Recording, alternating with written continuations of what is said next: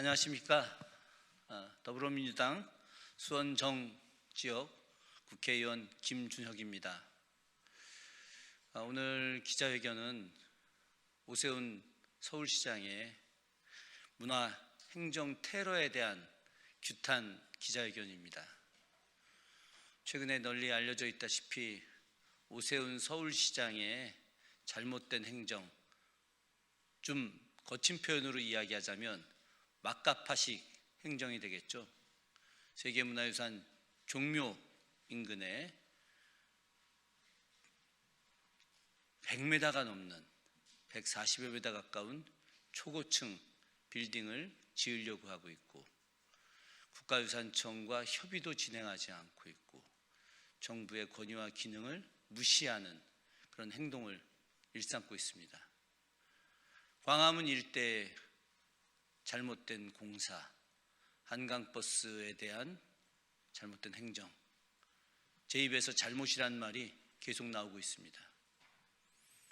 여러분들도 아시다시피 국가유산 지킴이 회원들은 상당히 점잖고 보수적인 분들이라 말을 상당히 아끼는 분들입니다.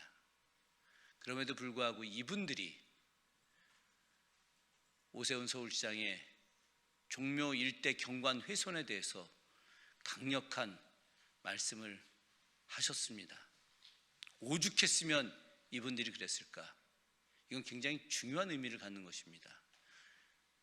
오세훈 서울시장이 색깔론을 통해서 보수를 결집시키고 이 힘을 이용해서 내년 지방선거에 서울시장 연임을 하려고 하는 의도가 있을 수 있겠지만, 그러나 그것이 제대로 이루어지지 않는 것은 바로 보수적인, 정말 애국적인 의지를 갖고 있는 국가유산 지킴이 원로부터 시작해서 현재 젊은 회원들에게 이르기까지 이분들 모두가 다 오세훈 서울시장의 국가유산 경관 훼손에 대해서, 특히나 우리 민족에 대한 정신적 지주와도 같은 종묘 경관을 훼손하는 것에 대해서 강력하게 반대하고 규탄하고 있다는 사실입니다.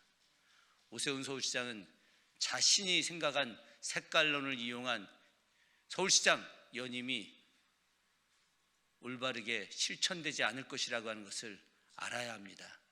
절대 자신의 잘못된 생각으로 이루어질 수 없습니다.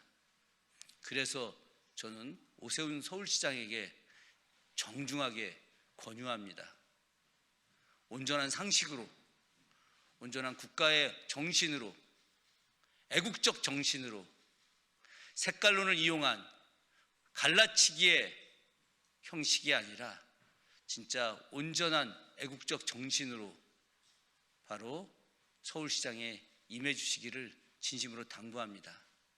아직도 상식이 통할 수 있다라고 하는 믿음을 오세훈 서울시장에게 갖고 있습니다. 명태균 게이트와 같은 그런 모렴치한 내용, 그것만으로도 오세훈 서울시장에 대해서 많은 국민들이 분노할 수 있겠지만, 그러나 과거 오세훈 서울시장이 변호사 시절 환경운동을 했던 그 참신한 모습을 아직도 약간의 기억이라도 남아있기 때문에 오세훈 서울시장에 대해서 마지막으로 정중히 권하는 것입니다. 다시 온전한 정신을 차리시고 온전한 정신을 갖고 서울시장의 마지막 기간에 최선을 다해 주기를 바란다는 말씀을 드립니다. 자, 이제 기자회견문 낭독하도록 하겠습니다.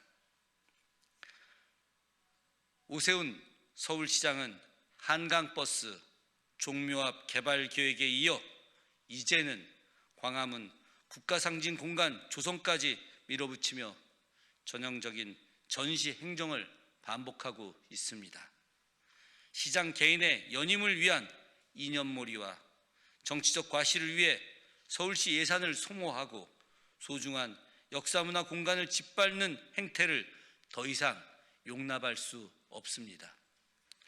광화문 거리는 경복궁을 중심으로 조선왕조 의정부를 비롯한 중앙관청이 자리했던 역사 문화의 심장부입니다. 지난 2013년부터 진행된 광화문 광장 발굴 과정에서 의정부터의 유구와 유물이 확인됐고 그 역사적, 학술적 가치를 인정받아 2020년 국가지정 문화재가 됐습니다. 경복궁과 광화문이 일제강점기 이후 훼손되고 고층 건물과 도로로 뒤덮인 상황에서 조선시대 관청들의 실제 위치가 확인된 것은 그 자체로 대단히 귀중한 성과입니다. 이런 역사적 발견마저 외면하고 훼손하려는 시도는 결코 정당화될 수 없습니다. 2015년 서울시는 광화문 6조 거리 원형 회복 사업을 통해 의정부터를 역사공원으로 재정비하고 유구를 온전히 보존해 시민에게 개방하겠다고 했습니다. 현재 오 시장은 과거 서울시 정책을 일방적으로 뒤집으며 시민과의 약속까지 무참히 저버리고 있습니다. 특히 오 시장은 지난해 광화문 광장에 높이 100m의 초대형 태극기 개양대를 설치하겠다는 계획을 내놨으나 경관 훼손, 예산 낭비, 국가주의적 발상이라는 서울 시민과 시민단체들의 강한 반발로 사업 자체가 무산된 바 있습니다. 그러자 이제는 그 대안으로 약 730억 원의 예산을 들여 광화문 일대에 감사의 정원을 조성하겠다며 또다시 말도 안 되는 계획을 추진하고 있습니다. 이 사업은 6.25 전쟁 참전국에 대한 감사를 표시하고 광화문 일대를 국가 상징 공간으로 만들겠다는 명분 아래 제기된 사업입니다. 세종대왕 동상 바로 옆에 참전국과 한국을 포함해 총 23개국의 조형물을 6.25m 높이로 줄지어 세우겠다는 계획으로 각국에서 기증받은 석재를 총 모양으로 깎아 배치하겠다는 것입니다. 애초 22개 참전국에서 도를 기증받아 내년 지방선거가 있는 4월까지 공사를 끝낸다는 계획은 비현실적입니다. 그럼에도 막대한 예산을 들여 무리한 사업을 성급하게 강행하고 있으니 졸속 추진이라는 비판을 피할 수 없습니다. 또한 감사의 정원 사업은 위치 선정 자체가 잘못됐습니다. 광화문 광장 왼편의 세종로공원 앞에는 한글 1만 1172자를 담은 글자 마당이 자리하고 있고 공원 내부에는 일제강점기 한글 말살에 맞서 희생된 열사들을 기리는 조선어학회 한글말 수호 기념탑이 있습니다. 한글문화연대와 세종대왕 기념사 앞에는 글자 마당과 기념탑 훼손과 철거 가능성을 우려하며 감사의 정원 사업을 중단 요구한 바 있습니다. 특히 지난 18일 한글문화연대가 여론조사기관에 의뢰해 서울 시민을 대상으로 실시한 온라인 조사에서 무려 60.9%가 감사의 정원 조성을 반대하는 것으로 나타났습니다. 그런데 여전히 오 시장은 이를 외면한 채 색깔론으로 여론을 호도하고 국민을 이념적 갈등으로 몰아가고 있습니다. 우리 사회는 6.25 전쟁 참전국의 희생과 보훈의 뜻을 결코 가볍게 보는 것이 아닙니다. 문제는 그 조형물이 자칫 위협적이고 부조화한 흉물로 전락할 위험이 있으며 기념장소 또한 굳이 서울시의 광화문 광장일 필요가 없다는 점입니다. 참전의 의미를 기릴 공간은 이미 충분합니다. 용산 전쟁기념관, 부산 유엔평화기념관처럼 더 적합한 장소를 찾을 수 있음에도 불구하고 광화문을 특정 이념의 4대적 공간으로 만들려는 시도는 도저히 납득할 수 없습니다. 오 시장이 말한 국가란 도대체 무엇을 뜻하는 것입니까? 서울시가 곧 국가입니까? 오 시장의 현재 행보는 과거 이명박 전 시장이 서울을 하나님께 봉헌하겠다고 했던 망언과 다를 바 없습니다. 국가를 상징하는 공간을 조성하겠다면서도 현 대통령실, 국무총리실, 관계부처 등 중앙정부와의 협의조차 없이 사업을 밀어붙이는 것은 지방정부의 권한을 자의적으로 확대 해석한 위험한 행정 독주입니다. 국가 상징과 직결되는 사안을 서울시가 단독으로 결정하고 집행하는 것은 명백한 절차적 하자이며 오만한 시도입니다. 서울시는 국가 상징을 좌지우지할 권한이 없습니다. 광화문 광장은 결코 서울시장의 사유지가 아닙니다. 다시 한번 분명히 말씀드립니다. 오세훈 시장은 즉각 국가 상징 공간 사업을 중단하십시오. 마지막으로 국민 여러분께 호소드립니다.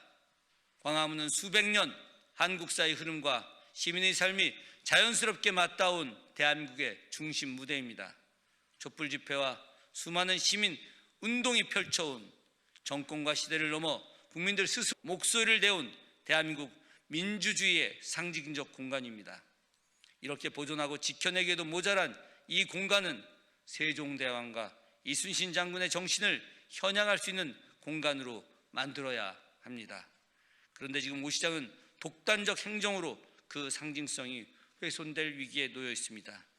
이 잘못된 행정을 멈출 수 있는 힘은 결국 국민 여러분의 비판과 목소리입니다. 시민이 나서야 막을 수 있습니다. 그것이 곧 서울을 지키는 길이며 대한민국의 위상과 정체성을 지키는 일입니다. 감사합니다.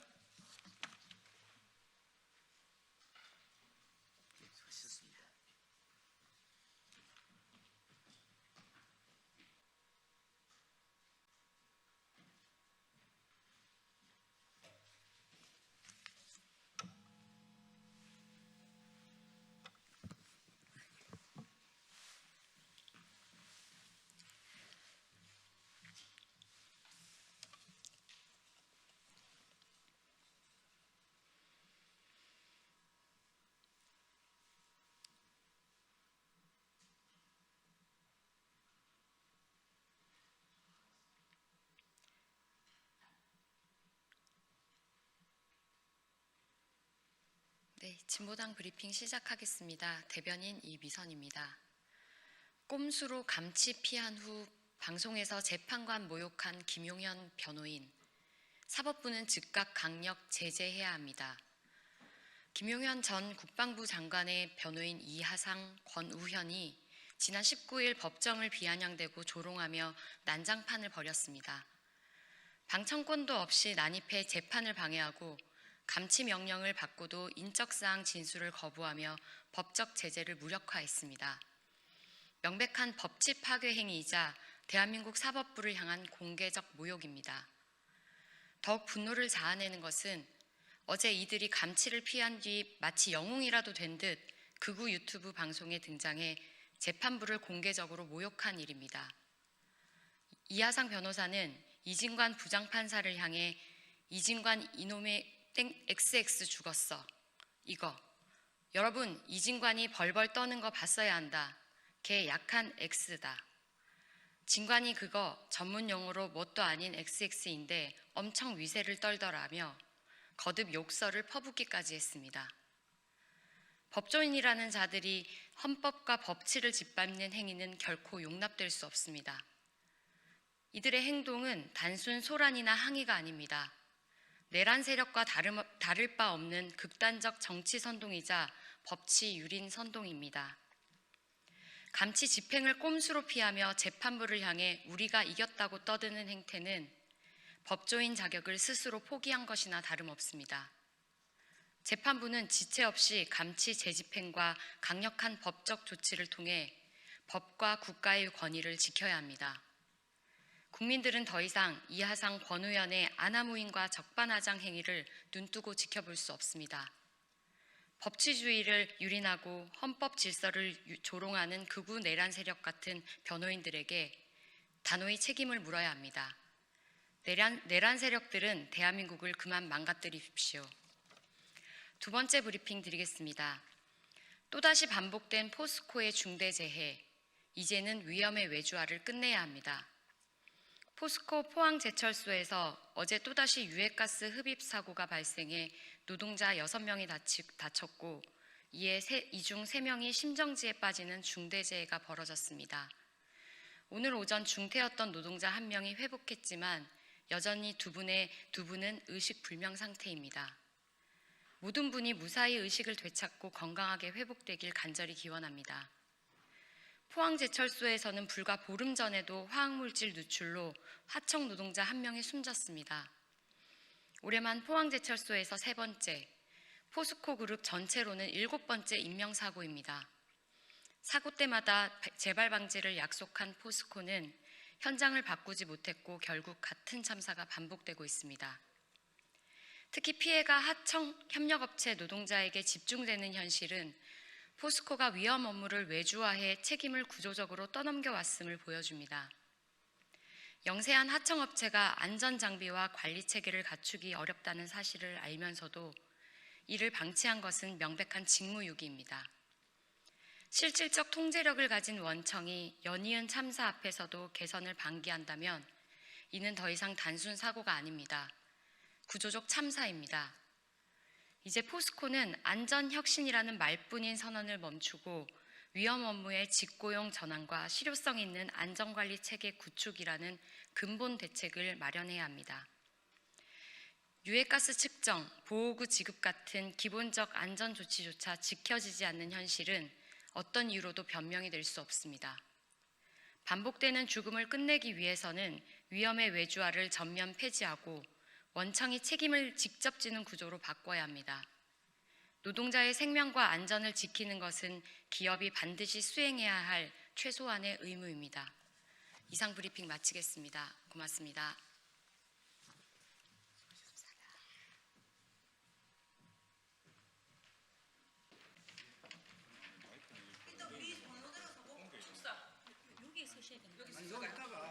차례대로 나가면 아니 그러니까 일단 1번 축사.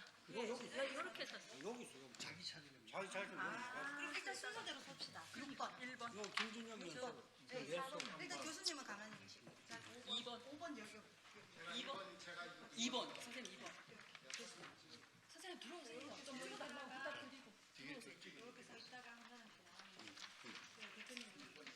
저기 핸드폰 주고. 몇 번이시? 2번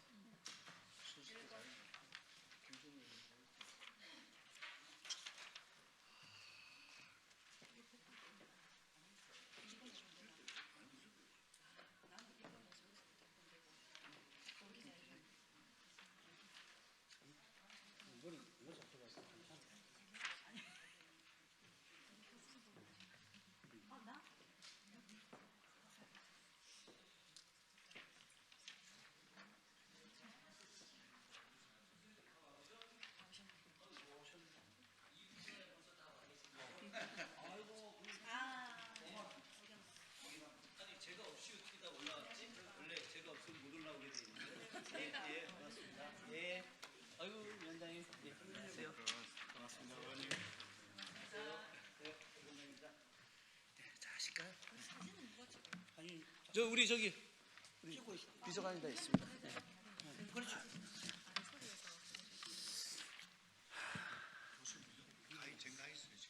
예, 제가 좀 이따 다 소개해드릴게요. 예. 예, 반갑습니다. 어떻게 기자 여러분들 점심 식사는 맛있게 잘 하셨나요? 예, 이렇게 참여해 주셔서 굉장히 반갑습니다. 저는 더불어민주당 수원 정지역 국회의원 김준혁입니다. 오늘은 매우 좀 특별한 기자회견을 하게 됐습니다. 1942년에 일본 장생 탄광에서 많은 분들이 돌아가셨고 46년 대구 10월 항쟁에서도 당시 많은 분들이 돌아가셨습니다. 이렇게 많은 분들이 외세에 의해서 또 내부 이념적 분열에 의해서 많은 분들이 희생당하셨는데 이런 희생을 바탕으로 새로운 시대에 정신적인 문화를 더 높이고 이로 인해서 세계 문명을 바꾸자라고 하는 운동이 시작되고 있습니다. 그래서 이와 관련해서 오후에 2시에 우리가 아주 중요한 학술 대회를 개최를 합니다. 개최 이전에 이곳에서 먼저 어떤 의미가 담겨 있는지 기자회견을 하고 그 의미를 여러 국민들에게 알려드리고 싶습니다. 그래서 오늘 관련된 내용을 우리 기자 여러분들께서 많이 전파해 주셨으면 하는 바람입니다. 먼저 참여하신 분들 소개를 해드리도록 하겠습니다. 사단법인 지구촌 정신문화포럼 대표이신 조덕호 대표님 참석해 주셨습니다. 사단법인 지구촌 정신문화포럼 공동대표이신 최성태님 참여해 주셨습니다. 사단법인 한국민속춤협회 박정희 이사님 참여해 주셨습니다. 장생탄관 6차 방문단 공동단장이신 지성호 단장님 참석해 주셨습니다. 안녕하세요. 대구 시월항쟁 학술위원장 정윤재님 참석해 주셨습니다. 네, 안녕하십니까. 평화통일 대구시민연대 여성위원장님이신 이혜서 위원장님 참석해 주셨습니다. 사단법인 지구촌 정신문화포럼 명상위원장님이신 권서연님 참석해 주셨습니다. 영남대학교 대마문화연구소, 여기서 대마도를 말하는 겁니다. 대마문화 콘텐츠 연구소 소장이신 김미경 소장님 참석해 주셨습니다. 사단법인 산학연구원 기획실장이신 이항숙님 참여해 주셨습니다. 혹시 제가 소개 안 하신 분 계신가요? 다 소개했죠? 관련해서 오늘 저는 모임의 어떤 주최자이고 실제 모임을 주관하고 계시는 조덕호 대표님께서 인사 말씀과 또 여기 계신 분들의 합동 기자회견문 낭독이 있도록 하겠습니다. 반갑습니다. 저는 사단법인 지구촌 정신문화포럼 대표를 맡고 있는 대구대학교 조덕호입니다. 존경하는 국민 여러분, 그리고 언론인 여러분, 오늘 이 자리는 대한민국의 과거, 현재, 미래의 찬란한 미래를 생각하는 귀중한 자리입니다. 우리는 먼저 아픈 역사를 마주하게 됩니다. 1942년 차디찬 물속에 갇혔던 장생탄관 희생자들의 죽음은 우리가 반드시 기억해야 할 역사적 정의를 실현한 시대적 소명입니다. 또한 해방 이후에 민주주의를 싹 틔운 1946년 대구 10월 항쟁의 뜨거운 함성은 이 땅의 민주주의가 얼마나 깊은 값진 희생 위에 서 있는지를 웅변으로 말하고 있습니다. 우리는 이 아픔과 교훈을 잊지 않을 때 비로소 선도국으로 나아갈 자격이 있습니다. 현재 대한민국은 K컬처라는 눈부신 문화적 성취를 이루었지만 인공지능의 시대가 물질 문명의 속도가 우리 정신 문명의 속도를 따라 능가함으로써 한쪽 날개로 나는 새의 꼴이 되었습니다. 이제 우리에게 필요한 것은 정신혁명입니다.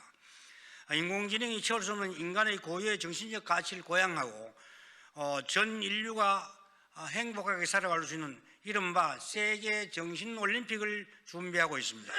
이 올림픽은 한류를 넘어선 세계 정신문화의 성숙의 전환점이 될 것이며 대한민국이 AI 시대를 이끌어갈 인류 미래의 새로운 정신적 모델을 제시하는 리더 국가임을 선포하는 귀중한 자리입니다. 과거의 희생 위에서 현재의 성취를 이루고 미래의 정신혁명을 준비하는 대한민국, 이 뜻깊은 여정에 국민 여러분과 언론인 여러분의 따뜻한 관심과 동참을 간곡히 부탁드립니다. 감사합니다.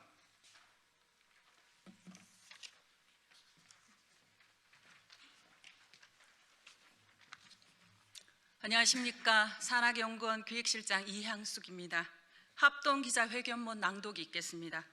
존경하는 국민 여러분, 그리고 이 자리에 함께해 주신 모든 언론인 여러분께 깊이 감사드립니다. 오늘 우리는 대한민국의 과거와 현재 그리고 미래를 잇는 역사적 자리에서 새로운 다짐을 나누고자 합니다.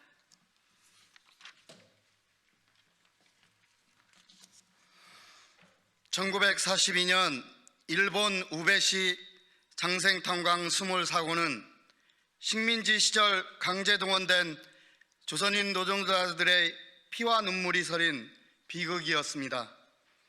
조국을 떠나 타지에서 목숨을 잃은 그들의 희생은 우리 민족이 겪은 고난의 상징이며 여전히 밝혀야 할 역사적 진실이자 정의의 과제인 것입니다. 이어 1946년 10월 항쟁은 해방의 기쁨이 채 가시기도 전에 민중이 스스로 일어나 자유와 정의, 민주주의를 외쳤던 역사적 사건입니다. 억압과 불의에 맞서 싸운 대구 시민의 용기와 희생은 오늘 우리가 누리는 민주주의의 토대가 되었습니다. 이 두 사건은 단지 과거의 기억이 아니라 대한민국이 진정한 선도국가로 나아가기 위해 반드시 되새겨야 할 뿌리이며 그 정신을 계승하는 것이야말로 정의로운 나라의 출발점입니다. 오늘의 대한민국은 그 고통스러운 역사를 딛고 세계 속에 당당히 서 있습니다. K-의학, K-팝, K-드라마, K-음식, K-웹툰으로 대표되는 한류는 단순한 문화 상품이 아닙니다. 그것은 한국인의 창의력과 혼, 그리고 인간 중심의 정신문화가 세계인에게 울림을 주는 새로운 문명적 에너지입니다. 이제 한류는 유행이 아니라 인류가 서로의 문화를 이해하고 존중하는 정신문화의 언어로 발전해야 합니다.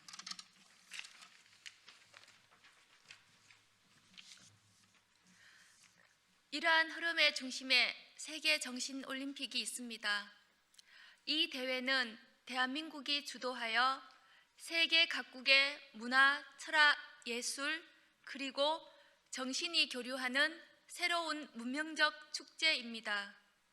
이는 단순한 행사가 아니라 인류의 마음이 하나 되는 정신혁명의 출발점이며 물질 중심의 세계를 균형으로 이끄는 정신의 플랫폼이 될 것입니다.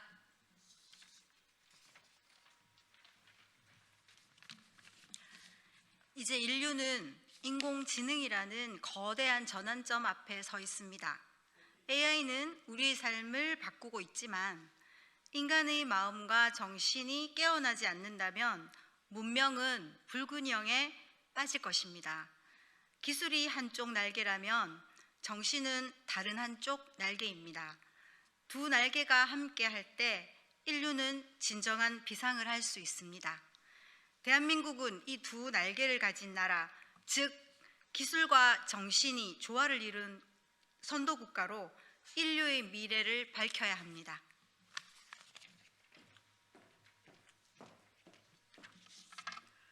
우리는 장생 탄광의 희생을 기억하며 대구 10월 항쟁의 용기를 계승하고 한류의 문화적 힘과 AI의 기술적 잠재력을 결합하여 정신혁명의 시대, 인간 존엄과 평화의 새 문명을 열어나가야 합니다. 오늘 이 자리에서 우리는 선언합니다. 대한민국은 과거의 진실을 바로 세우고 현재의 성취를 세계와 나누며 미래 인류의 길을 밝히는 정신문화의 선도국가로 우뚝 설 것입니다. 정부와 국회 그리고 언론에서 깊은 관심을 가지시고 적극적인 지원 부탁드립니다. 그리고 아울러 2026년 1월 21일부터 24일까지 3박 4일간 정신문화 학술 세미나를 청도 풍류마을과 대구 한의대에서 저희들을 개최하고자 합니다. 그날 또 깊은 관심을 좀 가져주시고 내년 또 2026년 2월 6일부터 2월 6, 7, 8 2박 3일 동안 장생탄광 6차 방문을 합니다. 그때도 또한 정부와 국회, 언론에서 깊이 관심을 가주시면 고맙겠습니다. 오늘은 일본 장생탄광 방문단과 대구 10월 항쟁 사단법인 지구촌 정신문화 포럼에서 합동 기자회견을 했습니다. 감사합니다. 예, 기자님들 고맙습니다.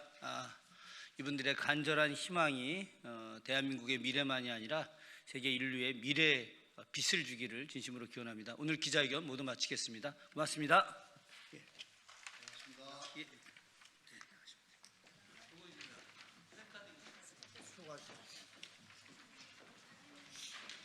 사진 한 번 안 찍어요?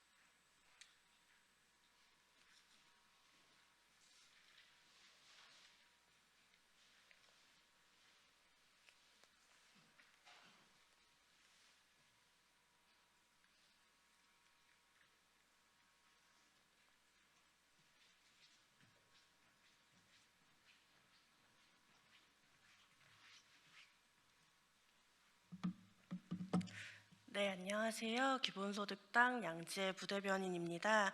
지금부터 대학생 기본소득 서포터즈 캠페인 결과 발표 기자회견, 짜여진 시간표대로 살 수 없다, 대학생이 요구하는 기본소득 시작하겠습니다. 오늘 기자회견은 대학 캠퍼스 캠페인, 온라인 캠페인, 기본소득 연속 시리즈 기고 캠페인 결과를 순서대로 듣고 마지막으로 기자회견문 낭독을 하도록 하겠습니다. 첫 번째 발언으로 대학 캠퍼스 캠페인 결과를 듣겠습니다.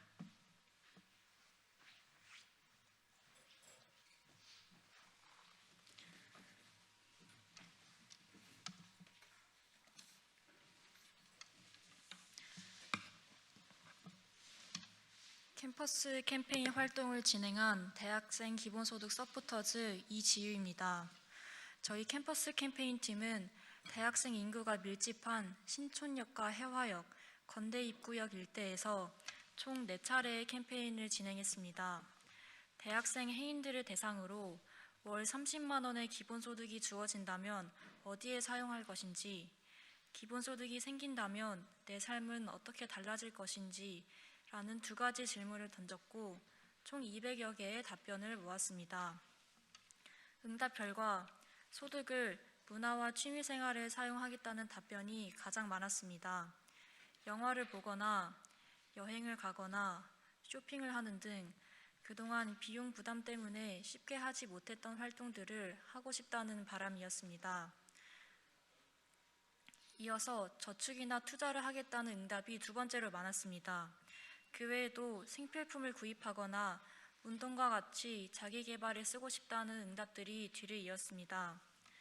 기본소득이 생길 경우 삶이 어떻게 바뀔지에 대한 질문에 대해서는 대학생들은 좋아하는 것을 즐길 수 있게 될 것이라고 입을 모았습니다. 지금까지는 학비와 생활비 때문에 포기해야 했던 것들, 알바 스케줄에 쫓겨 미뤄야 했던 활동들을 마침내 해볼 수 있을 것이라는 기대였습니다. 2번째로 많은 응답은 노동시간을 줄이고 휴식을 늘릴 수 있다는 이야기였습니다.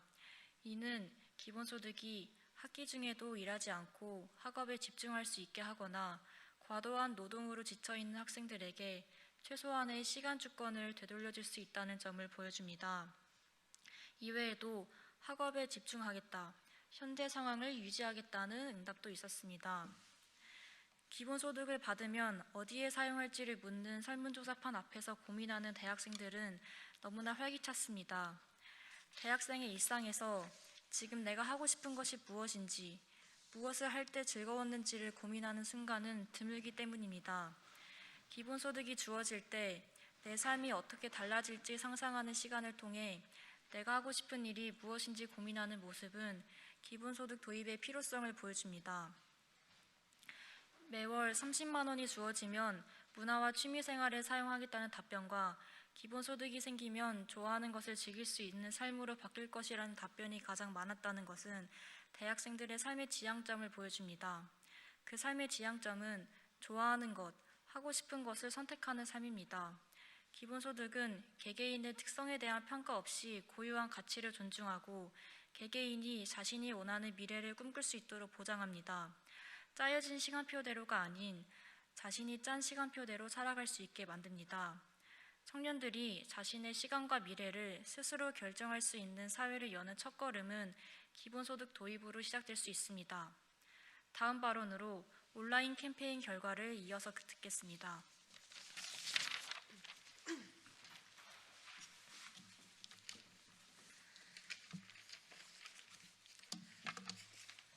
안녕하십니까. 온라인 캠페인을 진행한 대학생 기본소득 서포터즈 정채훈입니다. 저희는 대학생들의 실제 일상을 확인하기 위해 망가진 일상 시간표 대회를 진행했습니다. 이 과정에서 많은 학생들이 겪는 현실을 직접 확인하여 그 문제점을 바탕으로 기본소득 도입의 필요성을 SNS를 통해 전달했습니다. 대학생이라고 하면 어떤 이미지가 떠오르십니까? 사회는 대학생을 흔히 하고 싶은 일을 마음껏 하는 사람, 앞으로 어떤 삶을 살아갈지 고민하는 사람으로 그립니다. 하지만 망가진 일상 시간표 대회를 통해 모은 대학생들의 삶은 달랐습니다. 시간표를 보내준 대학생들의 일상은 학업과 노동으로 가득 차 있었습니다. 수업이 끝나자마자 알바하러 가는 대학생, 과외와 카페 알바 2가지 노동을 병행하는 대학생, 알바와 실습을 병행하는 대학생의 시간표에는 빈칸 없이 노동과 학업만이 존재합니다. 친구들에게 망가진 일상 대회를 홍보하며 받은 시간표에는 내 친구를 만나지 못하는 이유, 바쁠 수밖에 없는 이유가 적혀 있는 듯 했습니다. 대학생이 시간 주권을 되찾기 위해 필요한 기반은 기본소득입니다. 해야만 해서 하는 일로 채워진 하루 속에서 대학생들은 모두 자신이 원하는 삶을 고민할 시간도 선택할 여유도 없는 일상을 보냅니다. 생계를 위한 알바를 하나 줄일 수 있다면 알바 대신 하고 싶은 것을 선택할 수 있습니다. 당장의 생계 부담과 미래에 대한 불안에서 벗어날 때 비로소 자신의 일상을 돌아볼 여유가 생깁니다. 지금의 대학생들은 도전하고 꿈을 꾸는 대신 포기를 학습하는 시간을 보내고 있습니다. 이번 학기는 바쁘니까 다음에, 방학엔 취업 준비해야 하니까 다음에 같은 말은 너무나 일상적으로 뱉는 말이 되었습니다. 삶의 목적은 스펙 쌓기도 취업도 아닙니다. 우리는 대학생의 시간이 나는 어떤 삶을 살 것인가를 고민하고 도전할 수 있는 시간이 되기를 바랍니다. 기본소득은 생계를 위해 희생되고 있는 미래의 가능성을 되찾고 청년이 스스로 삶을 설계할 자유를 회복할 수 있는 가장 현실적이고 강력한 수단입니다. 모두가 짜여진 시간표 안에 갇혀 살아가는 것이 아닌 시간 주권을 통해 다양한 가능성 위에서 살아갈 수 있도록 그 기반이 되어줄 기본소득의 도입을 요구합니다. 다음으로 기본소득 시리즈 연속 기고 결과 이어 듣겠습니다.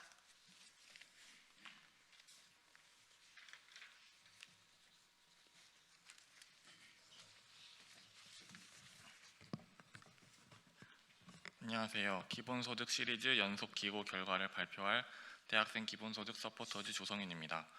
저희 기고팀은 지난 3달간 기본소득을 주제로 인터뷰를 진행하고 증명의 압박, 선별복지의 사각지대, 연대의 가능성을 중심으로 기고글을 연재하며 왜 지금 대학생에게 기본소득이 필수적인가를 끊임없이 이야기해왔습니다.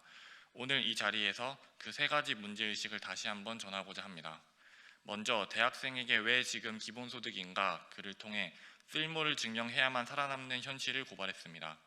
대학생은 유능한 학생, 독립적인 성인, 그리고 장래의 노동자라는 3가지 역할을 동시에 완벽하게 해내야 한다는 요구를 받고 있습니다. 이 과정에서 대학생은 끊임없이 평가받고 순위 매겨지며 생존을 위한 분투 속에 정작 대학생 본인의 삶의 다양한 가능성을 탐색할 기회는 박탈당하고 맙니다. 이제는 어떻게 하면 남들보다 더 높은 토익 점수를 딸까를 고민하는 증명의 문법에서 벗어나야 합니다. 기본소득은 대학생에게 쓸모를 증명하지 않아도 되는 삶, 실패를 두려워하지 않고 다양한 길로 나아갈 수 있게 하는 단단한 바닥이 되어줄 것입니다. 둘째, 선별적 복지는 왜 대학생을 놓치는가 그를 통해 기존의 선별복지 시스템만으로는 대학생의 삶을 온전히 지탱하기에 충분하지 않음을 지적했습니다. 심사 과정에서 끊임없이 가난을 증명해야 하는 현 선별복지 시스템은 이미 과열된 경쟁 사회를 더욱 부추길 뿐입니다. 복잡한 기준 탓에 지원에서 배제된 학생도 까다로운 조건과 낙인 속에 지원받는 학생도 불안정하기는 매한가지입니다. 선별적인 복지는 대학생을 고통스럽게 하는 이 불안정성 자체를 해결하지 못하고 있습니다. 대학생에겐 어떤 상황에서도 존재 자체만으로 존엄한 삶을 살아갈 자격이 있다는 감각이 필요합니다. 그렇기에 선별복지가 미처 포괄하지 못하는 빈틈을 메우는 모두를 위한 안전망이 되어줄 기본소득이 절실합니다. 셋째, 너와 내가 우리가 되려면 그를 통해 각자 도생을 넘어 우리로 존재하기 위한 조건으로 기본소득을 제안했습니다. 현재 대학은 무한 경쟁 속에서 서로를 적으로 돌리는 각자 도살의 현장이 되어버렸습니다. 미래를 꿈꿀 여유가 없는 대학생들은 본인의 생존이 급급해 타인을 배제하고 소수자의 목소리를 지우는 혐오에 동참하기도 합니다. 하지만 기본소득을 통해 존재만으로 인정받고 존중받을 때 비로소 우리는 타인을 경쟁자가 아닌 동료로 바라볼 수 있습니다. 기본소득은 냉소와 혐오 대신 연대와 대화가 흐르는 사회, 너와 나가 진정한 우리로 만나는 사회를 현실로 만드는 가장 강력한 대안이자 필수적인 전제 조건입니다. 마지막 순서로 대학생 기본소득 서포터즈 캠페인 결과 발표 기자회견문 낭독이 있겠습니다.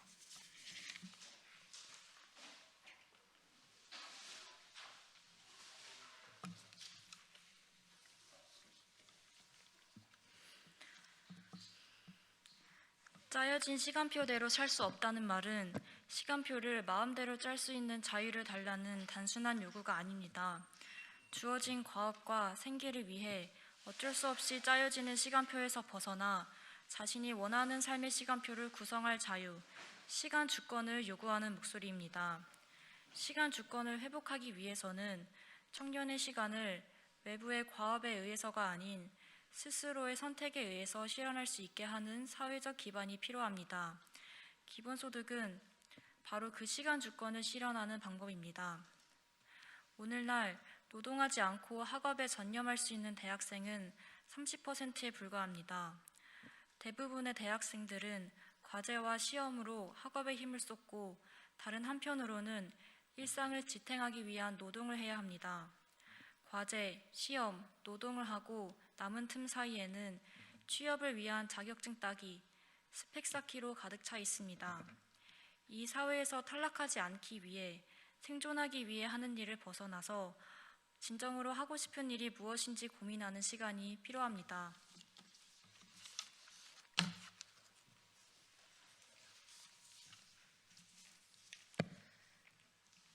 일자리는 줄고 취업의 문턱은 점점 더 높아지고 있습니다. 매년 취업자도 실업자도 아닌 비경제활동 인구를 뜻하는 쉬었음 청년이 증가했다는 기사가 쏟아집니다. 사회는 쉬었음 청년을 보며 게으르다, 노력하지 않는다라고 말합니다. 하지만 대학에서 좋은 일자리를 위해 치열한 4년, 길게는 6년을 보내도 양질의 일자리 찾기는 하늘의 별 따기보다 어려운 것이 현실입니다. 2025년 상반기 대졸 신입 채용 계획이 없거나 미정인 기업만 60%를 넘어섰다는 조사는 쉬었음 청년 증가가 구조적 문제임을 보여줍니다. 모두가 안정적인 일자리를 얻어 동일한 삶을 사는 사회는 더 이상 실현 가능하지도 지속 가능하지도 않습니다. 이제는 다른 상상력으로 새로운 삶을 꿈꿀 수 있어야 합니다.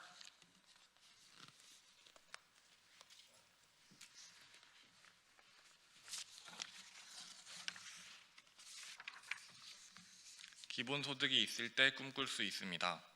기본소득은 대학생에게 시간 주권을 돌려줄 수 있습니다. 아무 조건 없이 학생 개개인에게 주어지는 기본소득은 생계를 위한 알바, 졸업 후 바로 취업해야 한다는 압박을 벗어나 하고 싶은 일에 도전할 수 있는 시간을 제공합니다. 기본소득은 결과에 상관없이 도전하고 기회를 잡을 수 있는 용기를 얻게 해준다. 기본소득은 하고 싶은 것을 포기하지 않아도 된다고 말해주는 것 같다. 라는 부산 청년 기본소득 프로젝트 참여자의 말은 짜여진 시간표를 벗어나 자신의 일상을 직접 구성한다는 것의 의미를 보여줍니다. 짜여진 시간표에서 벗어나 내 삶을 설계할 수 있는 권리를 되찾기 위해 대학생 기본소득 서포터즈는 기본소득을 요구합니다. 2025년 11월 21일 대학생 기본소득 서포터즈 일동. 이상으로 기자회견 마치겠습니다.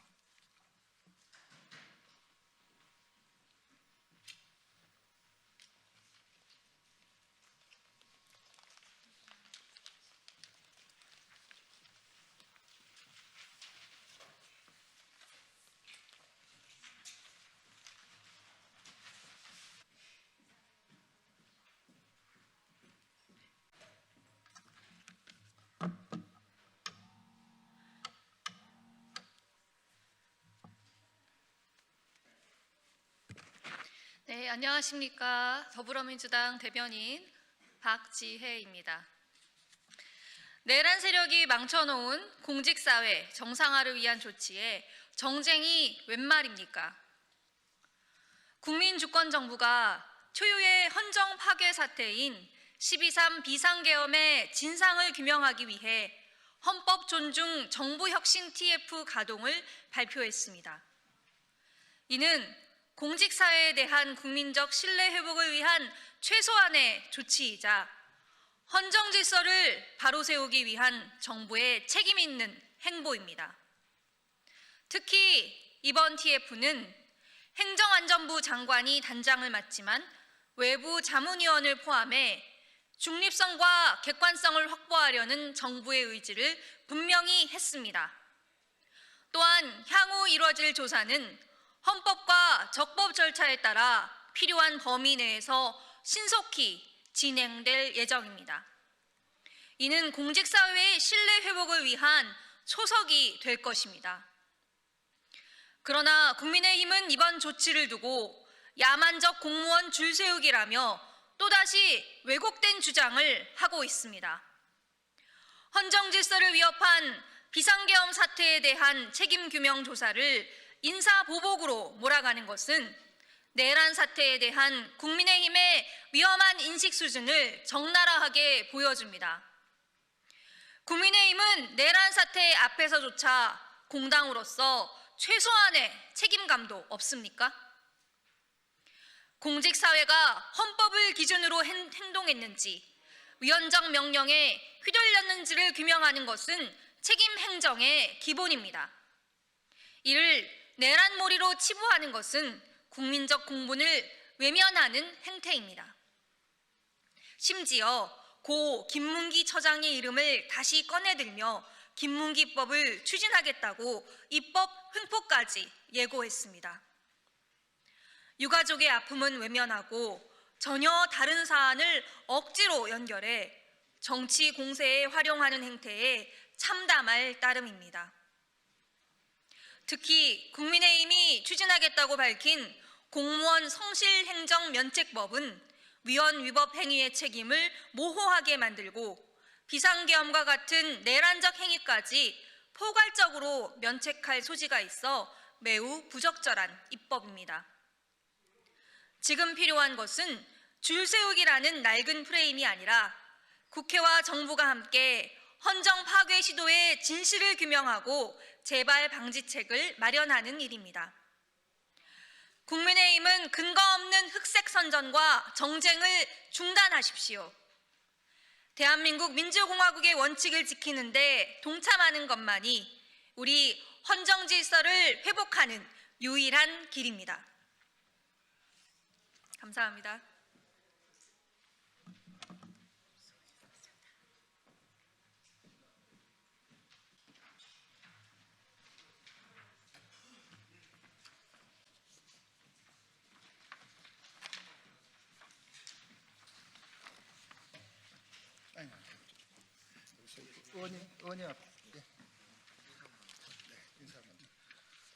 네, 반갑습니다. 서울 서대문갑 국회의원 김동아입니다.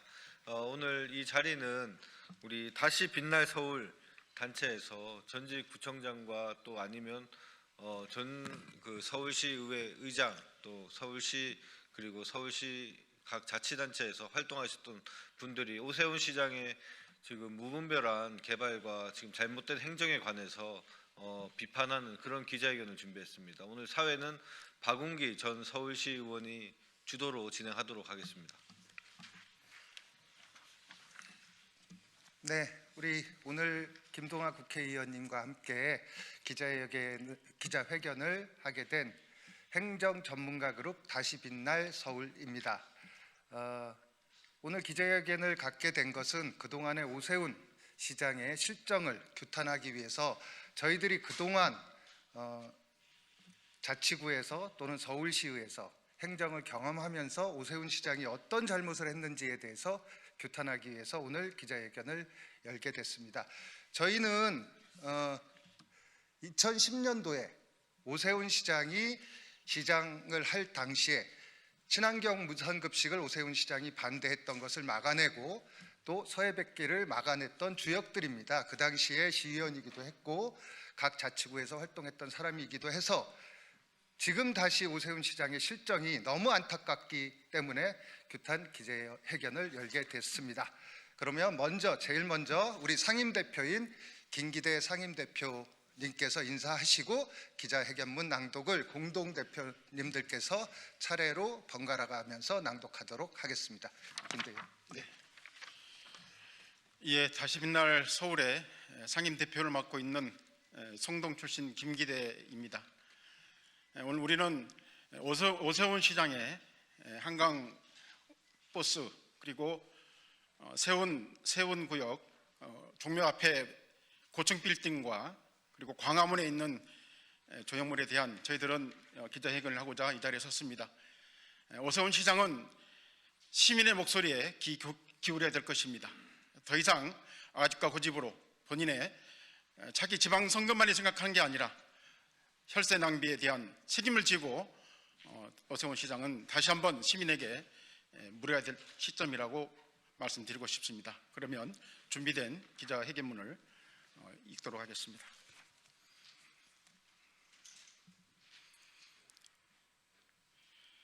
행정전문가그룹 다시 빛날 서울 오세훈 시장 규탄 기자회견.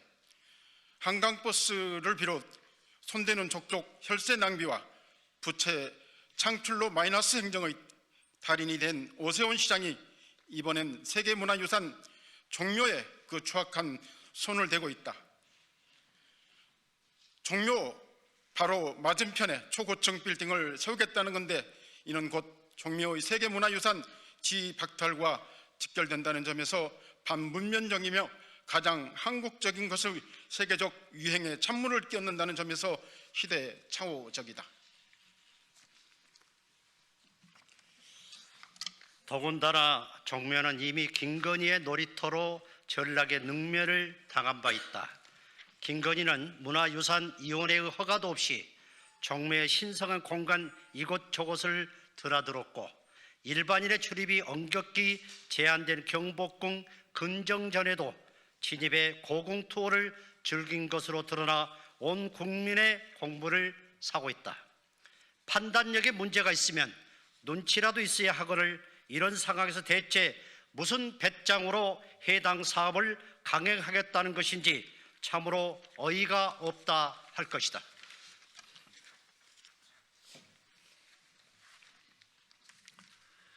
문제는 오 시장의 그런 형태가 끝을 모른다는 점, 이번에는 광화문 광장에 정체불명의 총 모양 돌기둥을 세우겠다고 나섰다.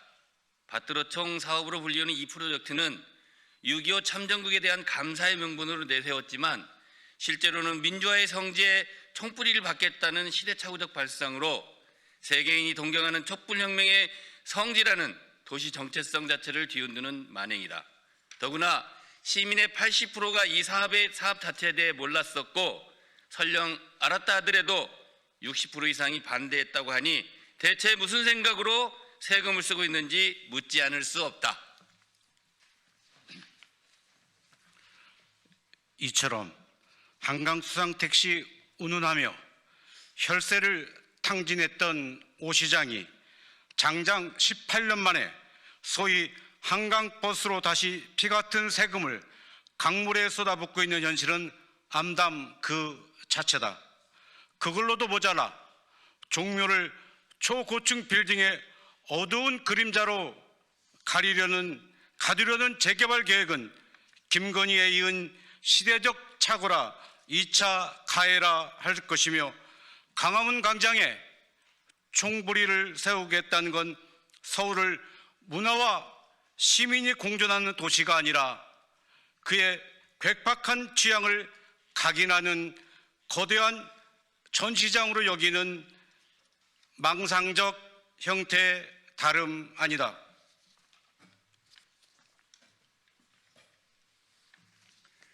그러므로 우리 다시 빛날 서울은 마이너스의 손, 오세훈의 서울을 행정 암흑천지로 규정하고 이러한 퇴행적 행정을 바로잡기 위해 출범한 행정 전문가 그룹으로 오늘 우린 오세훈 시장에게 한강버스와 종묘 앞 개발 그리고 밭드로총 사업을 두고 주민투표를 제안한다. 이미 2011년 아이들에게 절대 밥을 주지 않겠다며 무상급식에 반대해 그 직을 걸었던 오 시장이니 전혀 낯설지 않을 것으로 본다.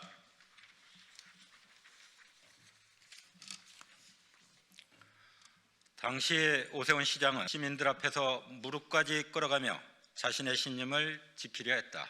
비록 정치적 신념이 다르고 그때의 당당한 모습과 달리 지금 명태균 앞에만 서면 한없이 작아지는 그의 모습이 안타깝기도 하다. 그때는 옳았고 지금은 틀린 게 아니라면 다시 빛날 서울의 주민투표 제안에 하루빨리 응하길 바란다. 물론 수락 여부와 관계없이 해당 사업들은 시민들과 우리의 투쟁으로 철퇴를 맞게 될 것이니 서울은 곧 환하게 다시 빛나게 될 것이다.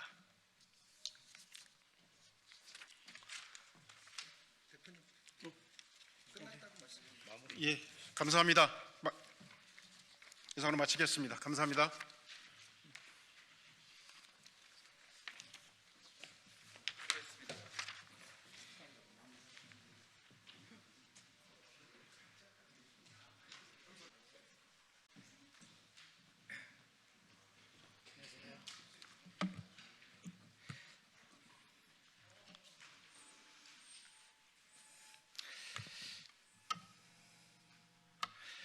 네, 더불어민주당 원내대변인 김현정입니다. 민주투사라도 된 듯한 나경원, 그러나 나 의원은 내란 선동 혐의로 고발된 피고발인에 불과합니다. 어제 패스트트랙 1심 재판부가 전원 유죄, 전원 생환이라는 중형인 듯 중형 아닌 신묘한 판결을 내렸습니다. 의원직과는 무관한 특수공무집행 방해 등 혐의에 대다수의 금액을 몰아주고 의원직 상실과 직접 관련된 국회법 위반에 대해서는 모두 500만 원 미만을 선고해 의원직 상실형을 피하게 만들어준 것입니다. 대표적으로 나경원 의원의 경우 벌금 총액은 2,400만 원인데 특수공무집행 방해 등 혐의로 2천만 원, 국회법 위반으로 400만 원을 받았습니다. 마치 윤석열 구속 취소를 위해 맞춤형으로 날짜와 시간을 혼합한 직위연식 계산법의 재탕을 보는 듯합니다. 의원직 유지에 성공한 나경원 의원은 자유민주주의 최후의 저지선을 지켜준 판결이라고 본다며 마치 민주투사라도 된 듯이 목소리를 높였습니다. 그 뻔뻔함에 국민들은 기가 찰 뿐입니다. 나경원 의원은 본인이 부르짖는 자유민주주의를 위해 도대체 무엇을 했습니까? 자유민주주의를 송두리째 파괴하려 한 지난 12.3 내란에서 최후의 저지선은 국민이었고 나경원 의원은 국민과 반대편에 서 있던 인물입니다. 민주투사는커녕 내란을 선동한 혐의로 고발된 피고발인에 불과합니다. 나경원 의원과 국민의힘은 이번 판결을 정치적 승리라고 포장하고 있지만 국민 눈에는 정신 승리로 보일 뿐입니다. 반성도 사죄도 없이 벌금 2,400만 원이 면죄부라 생각하는 듯한 나경원 의원의 모습은 검찰이 왜 항소해야 하는지 명백히 보여줍니다. 나경원 의원 또한 무죄 선고가 나오지 않은 걸 아쉽게 생각한다고 밝힌 만큼 항소를 통해 본인의 주장을 끝까지 관철해 보시길 바랍니다. 오세훈 시장은 종모를 볼모로 하는 선거 도박을 당장 멈추십시오. 오세훈 시장이 유네스코의 엄중한 경고마저 무시하고 종묘 주변에 고층 건물 건설을 강행하는 행위는 단순한 시정 오류를 넘어서 지방선거 승리를 위한 위험천만한 선거 도박입니다. 유네스코는 이미 국가유산청에 종묘 훼손 우려가 있다며 검토가 끝날 때까지 사업을 중단해달라고 공식 요청했습니다. 하지만 서울시는 계획을 철회할 뜻이 없다고 밝혔습니다. 2012년 영국 리버풀의 대대적인 도시개발 과정에서 유네스코는 항만 경관의 고유성과 온전성이 훼손될 수 있다며 8차례에 걸쳐 경고했습니다. 하지만 리버풀시가 이를 무시하고 3km 떨어진 곳에 대형 축구장 건설을 강행하면서 결국 등재가 철회되었습니다. 서울시가 추진하는 건설지는 종로에서 불과 170m가량 떨어진 곳에 있습니다. 3km 떨어진 곳을 개발해서 세계 문화유산 등재가 철회됐던 리버풀에 비교도 안 될 정도로 가깝습니다. 이처럼 오 시장이 종로의 심각한 훼손 우려와 더불어 국제사회의 경고까지 무시하는 이유는 지방선거를 앞둔 조급한 정치적 욕심에는 달리 설명할 길이 없습니다. 세계 문화유산이 등재가 철회됐다가 다시 등재된 사례는 여태까지 단 한 차례도 없습니다. 이대로 개발을 강행한다면 서울시는 세계유산 박탈 사후라는 국제적 굴욕을 영구히 서울 시민에게 남기게 될 것입니다. 당장의 표심을 위해 인류 공동의 자산인 세계유산의 가치를 훼손하는 것은 미래 세대에게 죄를 짓는 행위입니다. 더불어민주당은 오 시장의 선거 도박을 위한 종묘 훼손과 유네스코의 경고 무시를 결코 용납하지 않을 것입니다. 오 시장은 즉각 개발 계획을 멈추고 세계유산 영향평가 절차를 성실히 이행하십시오. 그렇지 않다면 선거 도박꾼이라는 오명과 함께 역사의 죄인으로 기록될 것임을 명심하십시오. 이상입니다.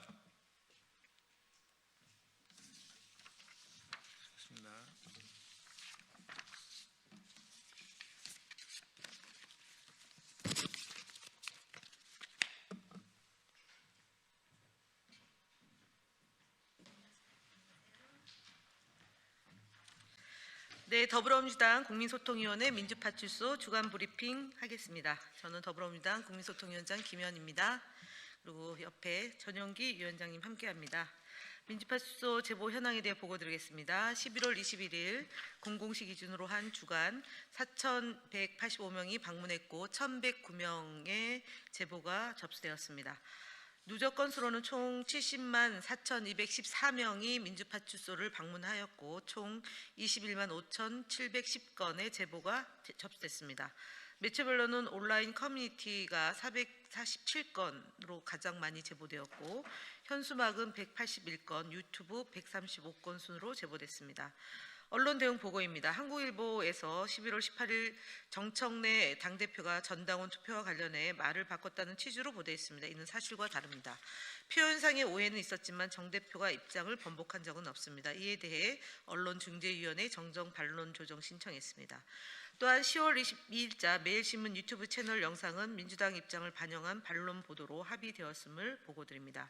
방송 대응 보고입니다. 한 주간 시사 프로그램 및 뉴스를 모니터링한 결과 패널의 불균형에 의한 공정성 위반 및 진행자의 공정성 위반, 패널의 객관성 위반 등 방송심의 규정 위반 사례 27건을 확인했습니다. 특히 YTN의 경우 여당 편중 패널 구성으로 인해 공정한 토론 환경이 심각하게 저해되었음이 드러났습니다. 해당 프로그램 앵커는 토론 진행의 형평성과 균형성 의무를 위반하고 특정 결론으로 토론을 의도적으로 유도하는 모습을 보였습니다.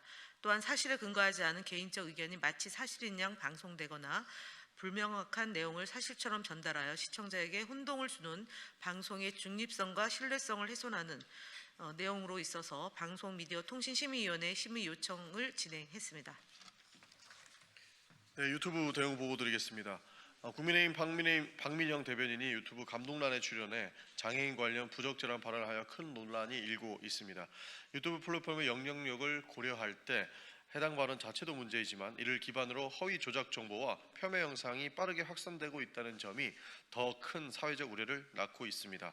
민주파출소는 정당과 무관하게 장애를 가진 국회의원을 비하, 조롱하는 관련 영상에 대해 구글 측에 즉시 신고 조치하였습니다. 아울러 이재명 대통령을 악의적으로 폄훼하는 영상 등 총 8건의 문제 영상을 추가로 신고하였습니다. 또한 그동안 꾸준히 신고한 영상 중 플랫폼 규정 위반이 확인된 3개 채널에 대해 구글 계정이 해지 조치 취했음을 보고드립니다. 더불어 5.18 민주화 운동을 폄훼하거나 허위 사실을 담은 영상도 지속적으로 유포되고 있어 방송미디어통신심의위원회에 해당 영상에 대한 심의를 요청하였습니다. 현수막 대응 보고드리겠습니다. 이번 주 민주파출소를 통해 총 181건의 불법 현수막 신고가 접수되었으며 10건의 불법 현수막을 신고하였습니다. 또한 그동안 신고한 현수막 중 지난주에는 5건이 철거 조치됐습니다. 온라인 대응 보고입니다. 한 주간 온라인 부문 제보 건수는 총 432건, 커뮤니티 267건, SNS 165건이었습니다.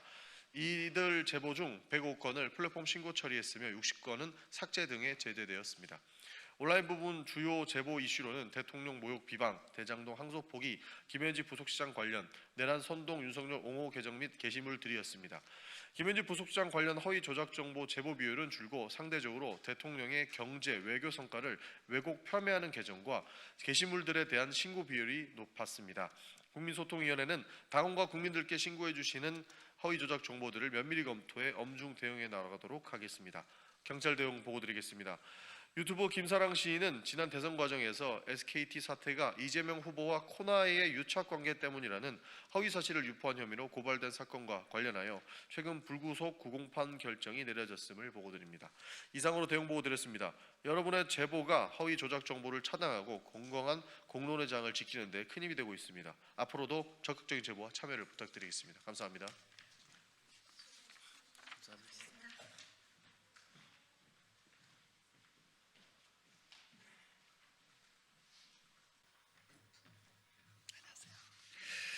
네, 반갑습니다. 더불어민주당 선임 부대변인 박창진입니다. 감사원 정상화 관련된 촉구 기자회견 하겠습니다. 감사원 정상화의 첫걸음, 감사원을 정치 도구로 전락시킨 유병호 위원에 대한 문책입니다. 감사원 운영 쇄신 TF는 윤석열 정부 시절 당시 전현희 국민권익위원장 직무감사 과정 전반에서 위법, 부당 행위가 확인됐다고 밝혔습니다. 특정 인사를 축출하려는 정치적 목적을 가지고 기획된 사건이라는 것이 확인된 것입니다.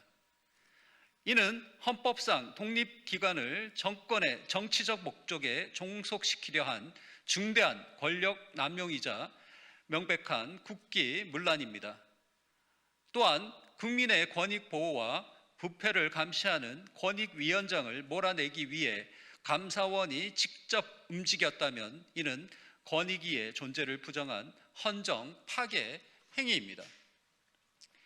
이렇듯 윤 정권의 국민권익위원회는 정권의 사적 도구로 전락했고 권익보호 기능과 국민 신뢰는 심각하게 훼손되었습니다.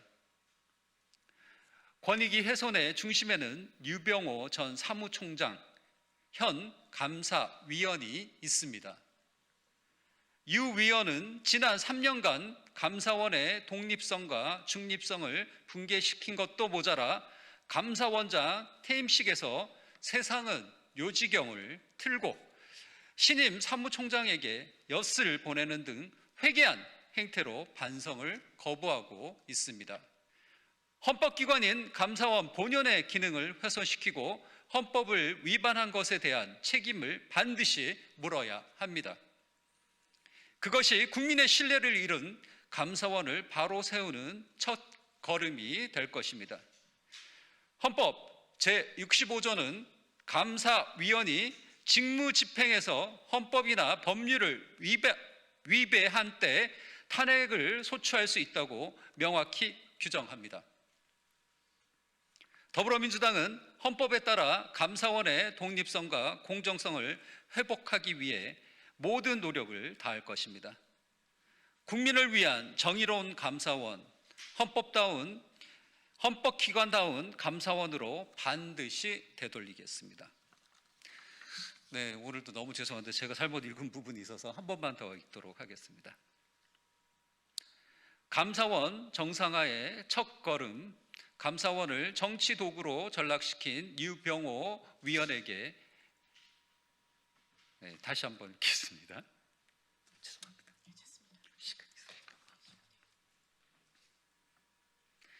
감사원 정상화의 첫걸음, 감사원을 정치 도구로 전락시킨 유병호 위원에 대한 문책입니다.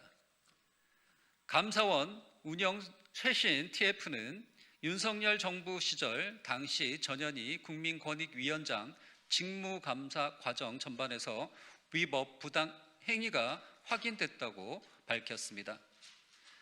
특정 인사를 축출하려는 정치적 목적을 가지고 기획된 사건이라는 것이 확인된 것입니다. 이는 헌법상 독립기관을 정권의 정치적 목적에 종속시키려 한 중대한 권력 남용이자 명백한 국기문란입니다.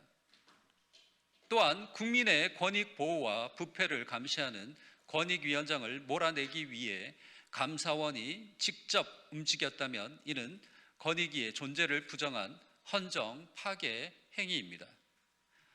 이렇듯 윤 정권의 국민권익위원회는 정권의 사적 도구로 전락했고 권익 보호 기능과 국민 신뢰는 심각하게 훼손되었습니다.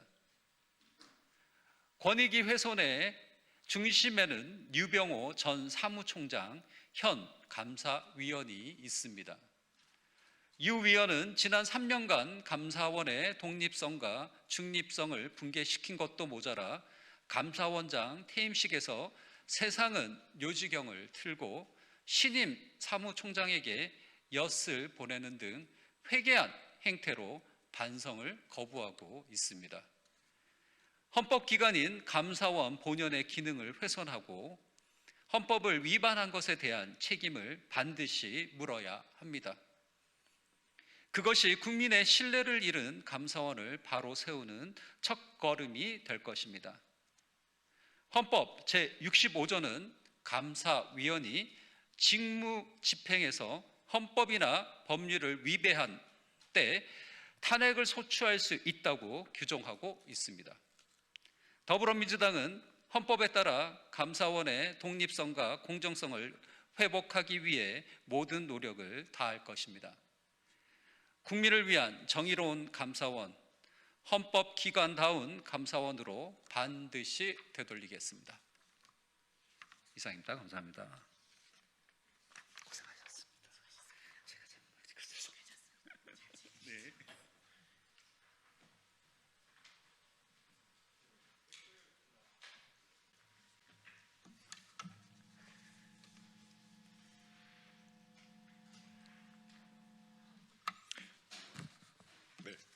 국민의힘 수석대변인 박성훈입니다. 오늘은 총 4건의 논평을 온마이크 하겠습니다. 감사원 헌법상 독립기관에서 이재명 정권의 사냥개로 전락했습니다. 감사원의 칼끝이 정치 보복을 향해 폭주하고 있습니다. 문재인 정부를 감사했던 감사관들을 조사해온 감사원 운영쇄신 TF가 국민권익위원회에 대한 감사 과정에 문제가 없었다는 기존 입장을 뒤집고 위법 부당행위가 확인됐다고 밝혔습니다. 애당초 감사원의 운영쇄신 TF가 이재명 정권 맞춤형 정치 보복용 감사의 선봉이자 정권 하수인이 될 것이라 확신했던 예측이 정확히 맞아떨어진 결과입니다. 감사원의 정치보복 TF는 민주당이 문제 감사라고 지목한 국가통계조작, 서해 공무원 피살 사건 은폐 왜곡, 사드 배치 고의 지연 등 7개 사건을 다루고 있는데 첫 번째 결과부터 이재명 정권과 민주당이 원하는 대로 입장을 번복한 것만 보더라도 나머지 결과는 불보듯 뻔합니다. 권력과 행정의 오남용을 견제하고 정치와 권력으로부터 독립된 기관이었던 감사원이 이재명 정권 앞에 바짝 엎드려 눈치를 보고 권력자에게 충성을 맹세하는 꼴은 애처롭기까지 합니다. 감사원은 헌법상 독립기관으로서 헌법에 따라 직무 독립성을 보장받기 때문에 국무총리는커녕 대통령도 감사원 감사에 개입할 수가 없습니다. 그러나 감사원이 정치적 독립성을 지키기는커녕 정권이 바뀔 때마다 감사의 감사로 논란의 중심에 서고 정권의 하수인을 자처하는 모습만 보더라도 이미 그 존재 가치를 잃었습니다. 바른감사, 바른나라라는 감사원 원우는 공허한 외침에 지나지 않습니다. 감사원은 정치보복의 칼춤을 멈추고 이제라도 국민 앞에 부끄럽지 않도록 명예를 되찾아야 합니다. 민주당과 이재명 정권의 방탄기관이자 사냥개로 전락한 감사원이 자신들의 위상과 신뢰를 땅바닥에 내던지는 행태가 더 이상 반복되어서는 안 됩니다. 감사원이 공정과 상식은 물론 독립성과 중립성을 지키고 독립기관의 본분을 지킬 때 비로소 신뢰를 회복할 수 있다는 사실을 명심하기 바랍니다. 항소 포기 주역은 영전, 문제제기 검사들은 항명 고발, 민주당식 뉴노말입니다. 7,800억 원의 범죄 수익 환수 기회를 끊어낸 대장동 사건 항소 포기 주역인 박철우 대검 반부패부장이 서울중앙지검장으로 임명돼 오늘 첫 출근을 했습니다. 박 지검장은 항소 시한이었던 지난 7일 밤 서울중앙지검 대장동 수사팀에 항소를 재검토하라고 지시해 결국 항소장을 접수하지 못하게 만든 인물입니다. 사실상 항소를 반대한 이재명 정부의 뜻을 그대로 따른 것으로 알려졌고 시민단체는 이미 그를 항소 포기 4인방 중 한 명으로 고발했습니다. 수사를 받아야 할 사람에게 대장동 사건 공소유지 책임을 맡긴 것으로 고양이 앞에 생선을 맡겨둔 꼴입니다. 대장동 사건은 성남시 수뇌부와 성남도시개발공사 고위직 그리고 대장동 일당이 짜고 막대한 수익을 챙긴 희대의 권력형 비리입니다. 검찰은 1심에서 7,814억 원 구형을 검찰은 1심에서 7,814억 원 추징을 구형했지만 법원은 배임 피해 특정 불가라는 이유로 473억만 추징을 선고했습니다. 검찰의 구형과 거리가 먼 판결에 일선 검찰이 항소를 요구했지만 이재명 대통령의 복심, 정성호 장관이 장악한 법무부와 검찰 수뇌부는 항소를 가로막았습니다. 그 결과 범죄 수익 환수 기회는 사라지고 대장동 일당에게 사법적 축복과 함께 남은 여생을 재벌로 살 수 있는 재산을 선물로 안겨줬습니다. 그런데도 이재명 정부가 상식박 인사를 단행한 이유는 분명합니다. 현재 이재명 대통령과 최측근 정진상 전 민주당 대표실 정무조정실장은 이번에 검찰이 항소를 포기한 대장동 민간업자들과는 별도로 기소돼 대장동 재판을 받고 있습니다. 이재명 대통령 재판은 대통령 취임으로 중단돼 있지만 정진상 씨 재판은 앞으로 계속 진행됩니다. 결국 항소 포기에 개입한 사람에게 서울중앙지검장을 맡긴 것은 앞으로 있을 대장동 일당 항소심과 정진상 씨 재판에서 이재명 대통령에게 불리한 내용이 나오지 않게 입막음하려는 목적입니다. 일선 검사들과 검사장들이 대거 반발한 이유도 바로 이런 불의 때문입니다. 한 여론조사에서도 검찰의 항소 포기가 부적절했다는 응답이 적절했다는 응답보다 월등히 높게 나타날 정도로 국민들은 항소 포기에 대해 분노하고 있습니다. 그런데도 민주당과 조국 혁신당은 대장동 항소 포기 경위 설명을 요구한 검사장 18명을 항명이라며 국가공무원법 위반으로 고발했습니다. 항명이란 명령에 대한 거부입니다. 법무부, 대검, 대통령실 어디에서도 명령과 지시가 없었다면서 무엇을 거부했다는 것인지 황당하기 그지없습니다. 항소 포기 과정의 법리와 경위를 따진 검사들부터 고발한 민주당의 행태는 기에 거슬리는 의견을 정치 행위로 왜곡해 공직사회의 입을 틀어막겠다는 협박과 다르지 않습니다. 범죄 혐의자가 대통령이 된 나라에서는 잘못된 사람에게 상을 주고 문제를 제기한 사람에게 벌을 주는 기이한 일들만 반복되고 있습니다. 범죄 혐의자가 대통령이 된 나라에서는 잘못한 사람에게 상을 주고 문제를 제기한 사람에게 벌을 주는 기이한 일들만 반복되고 있습니다. 이재명식 신상 필벌의 실체가 무엇인지를 단적으로 보여준 것으로 적반하장과 내로남불이 이재명 정권의 유노멀이 되었다는 비판을 피하기 어렵습니다. 이재명식 신상 필벌의 실체가 무엇인지 단적으로 보여준 것으로 적반하장과 내로남불이 이재명 정권의 유노멀이 되었다는 비판을 피하기 어렵습니다. 대장동 사건 항소 포기는 그 배경과 의도를 국정조사나 특검으로 밝혀야 할 중대 사안입니다. 이번 인사가 보훈 인사라는 국민적 의심을 해소하지 못한다면 이재명 정권은 스스로 더 큰 의혹 속으로 빠져들게 될 것입니다. 국민의힘은 이 사태를 결코 그냥 넘기지 않겠습니다. 입을 틀어막아도 진실은 가려지지 않습니다. 대장동 항소 포기의 대가가 그 책임은 민주당이 반드시 마주하게 될 것입니다.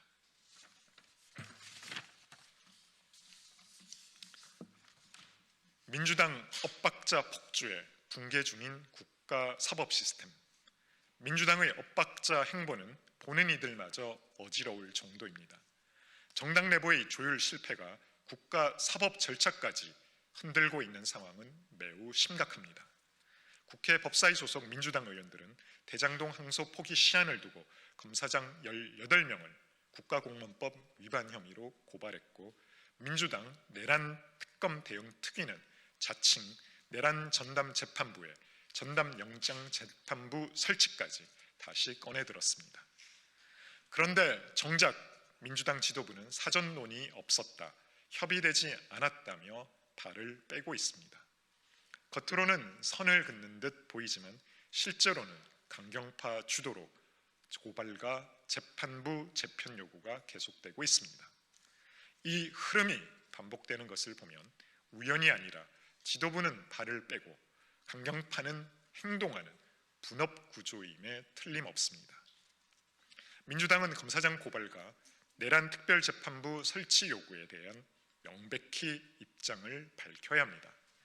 사안이 이렇게까지 커졌는데도 아쉽다는 말만 반복하며 책임을 피하는 것은 공당 지도부로서 무책임한 극치입니다.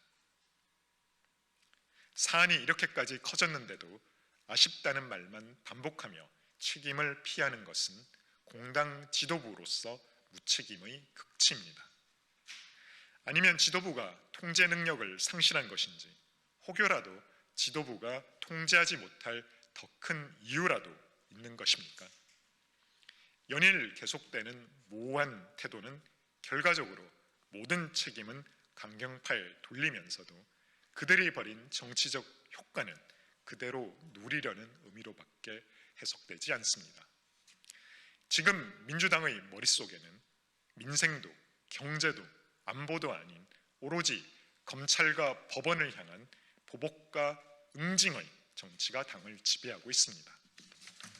재판부를 흔들고 특별재판부를 만들고 검사들을 고발하는 것이 민주당이 말하는 개혁의 실체라면 그것은 명백한 사법 장악입니다.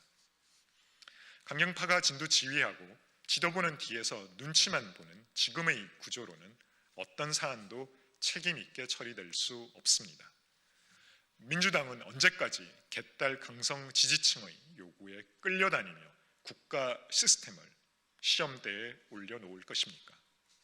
지금 민주당에 필요한 것은 감정적 대응이 아니라 헌정 질서를 지키려는 책임 있는 자세입니다.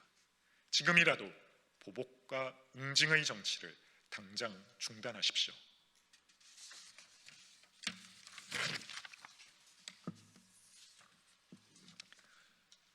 새벽 배송이 발암물질이라며 민노총 손 들어준 이재명 정부입니다. 김영은 고용노동부 장관이 새벽 배송을 두고 국제암센터가 2급 발암물질로 규정할 정도로 해로운데 이를 감내해야만 할 정도의 서비스인지 공론화돼야 한다라고 말했습니다. 그동안 민노총의 새벽 배송 폐지 요구에 침묵으로 일관하던 이재명 정부가 처음 내놓은 공식 입장은 결국 민노총의 논리와 다르지 않은 새벽 배송은 발암물질이라는 낙인 찍기였습니다. 민노총의 새벽 배송 금지 주장은 2년 전 쿠팡 노조의 민노총 탈퇴에 대한 노골적인 보복입니다.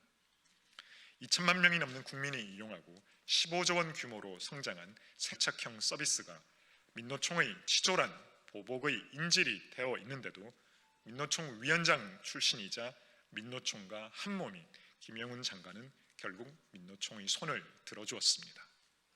새벽 배송은 워킹맘, 1인 가구, 자영업자, 소상공인이 이미 몸으로 체감하는 필수 서비스가 됐고 내수 부진 속에서 온라인 판매로 간신히 버티는 소상공인들에게는 생존의 마지막 버팀목입니다. 새벽 주 7일 배송이 중단될 경우 연간 약 54조 원의 경제적 손실, 소상공인 매출 18조 원 감소가 발생할 것이라는 분석도 나와 있습니다.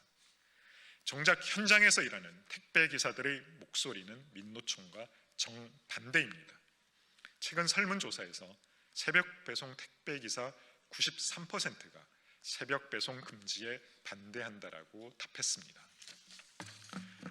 길이 막히지 않고 주차와 승하차가 수월하고 근무 시간은 비슷한데 수입은 더 늘어나는 것이 현실이기 때문입니다. 새벽 배송은 소비자가 원하는 서비스이자 많은 택배 기사들이 자발적으로 선택한 일자리입니다.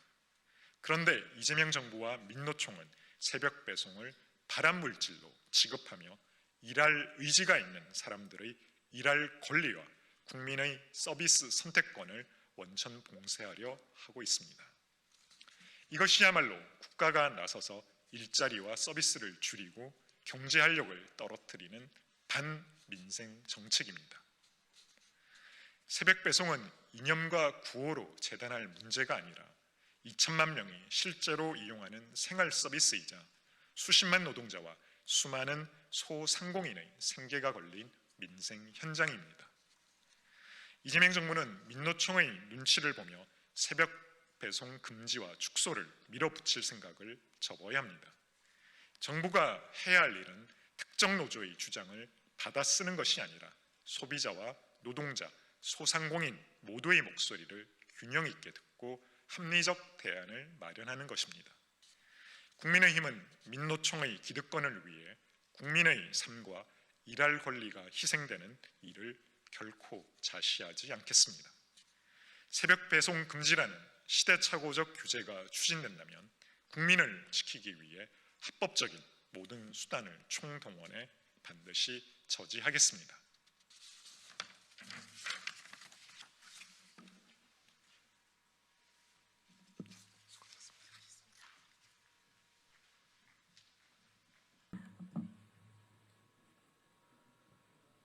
예, 안녕하십니까. 더불어민주당 선임 부대변인 김미주입니다. 오세훈 시장 관련한 브리핑 하겠습니다. 오세훈 시장은 서울 시민의 생명과 안전으로부터 도망치지 마십시오. 최근 더불어민주당 국회의원과 시의원들이 오세훈 시장과의 공식 면담을 요청했으나 오 시장 측은 아무런 답을 내놓지 않고 있습니다. 서울 시민의 우려도 안전을 걱정하는 국회의원들의 면담도 거절한 오 시장은 오 시장을 기다리던 더불어민주당 소속 국회의원과 시의원들을 도망치듯 피했습니다. 주차장 입구가 아닌 출구로 역주행까지 하면서 서울시 의회로 들어간 것입니다. 이 일을 두고 일간에서는 런세훈이라는 웃지 못할 말까지 나오고 있습니다. 국민의 대표와 시민의 대표가 한강버스에 잇따른 사고로 시민의 생명과 안전이 위협받고 있는 상황에서 서울시장을 만나 우려를 전달하는 것은 당연한 일입니다. 서울시장의 자리는 시민의 생명과 안전을 책임지는 막중한 자리입니다. 면담과 질타를 잠시 피할 수는 있어도 시민의 생명과 안전에 관한 책임은 피할 수 없습니다. 오 시장님, 더 이상 전시행정과 최적 쌓기 매몰되어 고집 부리지 마십시오. 한강버스 사업 강행보다 국민의 생명과 안전이 먼저임을 명심하시기 바랍니다. 이상입니다.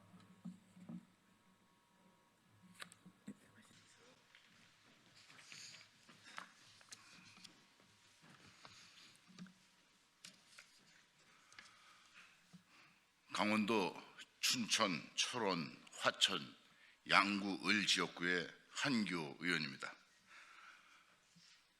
대한민국의 강원도는 없어도 되는 땅입니까? 대한민국의 강원도민은 없어도 되는 국민입니까? 어제 국회 행정안전위원회 법안심사소위원회에서 상정된 강원특별자치도 특별법 제3차 개정안이 논의조차 못한 채 날려버린 상황을 지켜보며 저는 참담한 마음을 금할 수 없었습니다. 강원특별자치도의 특별자치법은 단지 한 지역의 법이 아닙니다. 이는 강원도의 생존이 걸린 문제이며 강원도민의 절실함과 간절함이 그대로 녹아있는 법입니다. 2023년 6월 11일 강원특별자치도가 공식 출범했지만 출범 2년 반이 다 되도록 특별자치도라는 이름에 걸맞는 실질적인 권한도 재정적 자율성도 부여되지 않았습니다. 지금의 강원특별자치도는 간판만 바뀌었을 뿐 특별하지는 않더라도 자생력을 갖춘 기초도 없습니다. 그래서 강원도민도 먹고 살겠다고 지역의 소멸을 막고 기회의 땅으로 만들어 보겠다고 저와 민주당 송기현 의원이 대표 발의하고 여야를 초월한 105명의 국회의원이 동참했습니다. 이는 강원도민의 간절한 염원과 국회 구성원의 초당적 공감이 하나로 모인 결과입니다. 그럼에도 불구하고 강원특별법은 정쟁과 행정부의 비협조에 막혀 1년 2개월째 법안 심사조차 이루어지지 않고 있는 것이 현실입니다. 정부의 5국 3특 정책의 근본 취지와 정면으로 상반되며 이는 강원도민에 대한 철저한 외면입니다. 저는 오늘 이 자리에서 강원도민을 대표해서 강력한 유감을 표합니다. 강원특별법 3차 개정안이 조속히 심사되고 본회의에서 통과될 수 있도록 민주당과 행정부의 각 처부의 협조를 다시 한번 촉구합니다. 이재명 대통령은 대통령 선거 때 강원도의 대표 공약으로 강원특별자치도 완성을 위한 강특법 3차 개정안의 조기 처리를 약속한 바 있습니다. 그러나 이재명 정부의 첫 정기 국회에서 실질적 진전은커녕 법안 심사조차 무산되는 상황은 결국 국정 최고 책임자는 공약 이행 의지는 없이 표만을 얻기 위한 허언으로 의심할 수밖에 없습니다. 특별한 희생에 특별한 보상이라는 발언은 강원도민을 상대로 립서비스만 한 것이 아닌지 모르겠습니다. 강원 인구가 전체 인구의 3%에 불과하다고 무시하는 건 또 아닌지 모르겠습니다. 1년을 넘게 기다려온 강원도민들의 수건인 법안은 여당인 민주당과 야당인 국민의힘 어느 누구에게도 유불리할 원한 대상이 아닙니다. 지금의 강원도는 고사 위기로 한가한 상황이 아닙니다. 도민들의 마음은 새까맣게 타들어가고 있습니다. 국회가 국민의 뜻을 대변하는 기관이라면 이러한 강원도민들의 열망을 무시해서는 안 되며 입법기관으로서 책임과 역할을 다해야 합니다. 여와 야는 정치셈법을 배제하고 온전히 강원도민을 중심에 놓고 국회 행정안전위원회는 조속히 법안 소위를 다시 열어서 강원특별법 심사에 나서주기 바랍니다.